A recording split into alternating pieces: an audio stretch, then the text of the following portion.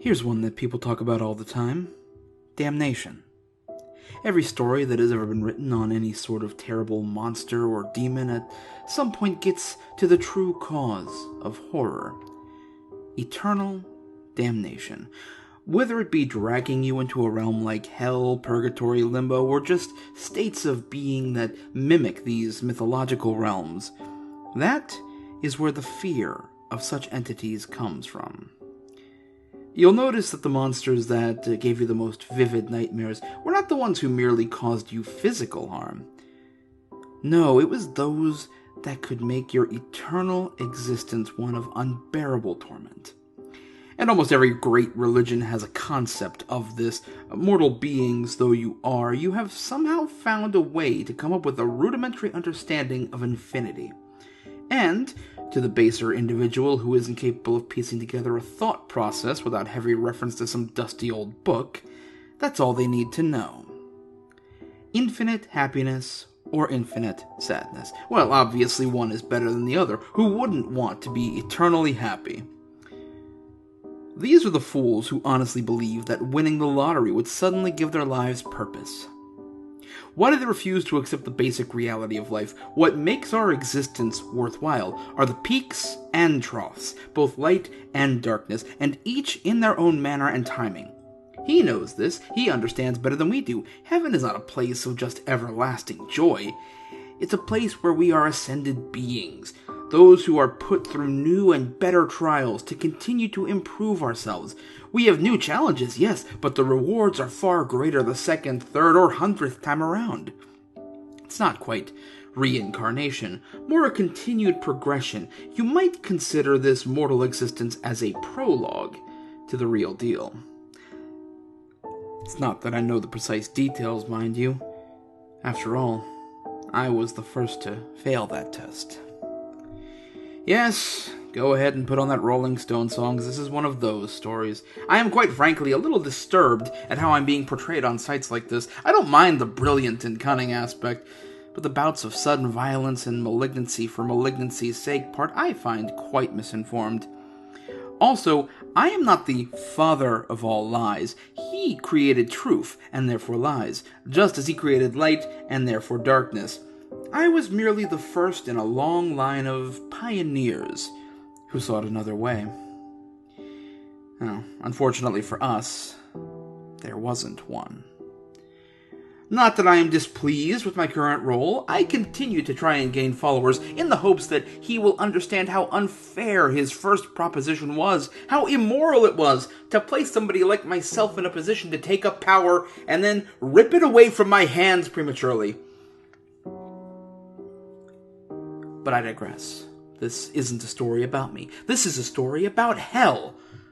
Why should I tell a cautionary tale? Because it doesn't matter. No matter what hell has ever been described as, it hasn't ever been enough to stop sinners from sinning. No ghoul or monsters will stop the lustful from their lascivious deeds. No punishments keep the wrathful from harming their victims. No torment on heaven or earth is enough to stop the greedy from taking from everyone. All I'm doing is something that he didn't. I'm being fair and warning you properly what is in store for you should you elect to find another way. Now forget fire and brimstone, hell is not so unoriginal. Pain really is not an immortal concept. So intrigued by pain are those of my kin that in the few rare cases of possession that you may have read about or seen popular B-movies produced about, we actually try to harm ourselves just to feel it. Like I said, peaks and troughs.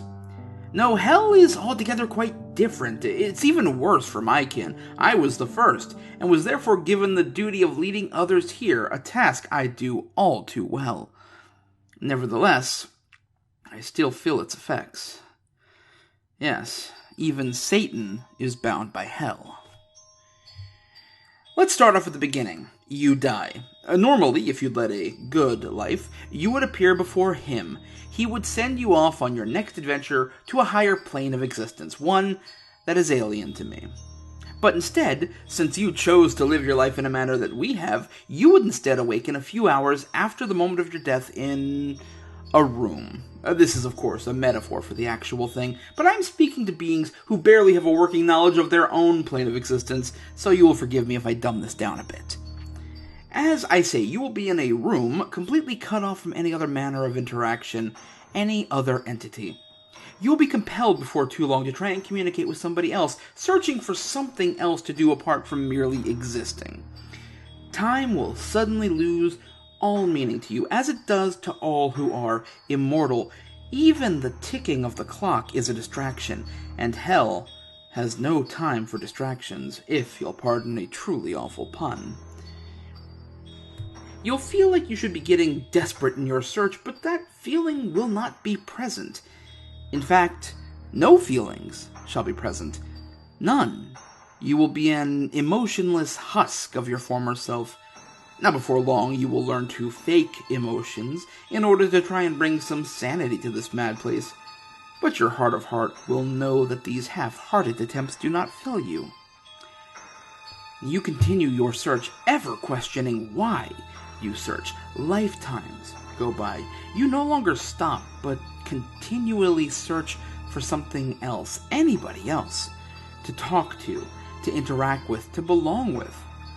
Just when you are about to give up the search, you will find somebody else in that same room with you. In fact, you will find everyone else, all of us who have been damned to hell, and we are all precisely like you. Emotionless dregs of spirit, a merely combination of particles forming souls that no longer have a purpose. You'll not take any joy in your victory, not even the half-hearted kind. Being with us is really no different than being by yourself. The conversations you have with them will be no different than the conversations you have had in your own mind. And then you will wait. The last purpose of your existence was to find those who have been damned like you, and that last hint of a normal existence has been snuffed out for eternity. So, you wait. You will wait and wait for some hope, or some happiness. At that point, were you capable of it, you would be so mad that you would even accept never-ending torture as a preferable alternative. This is where we exist. This is hell. Never-ending nothingness.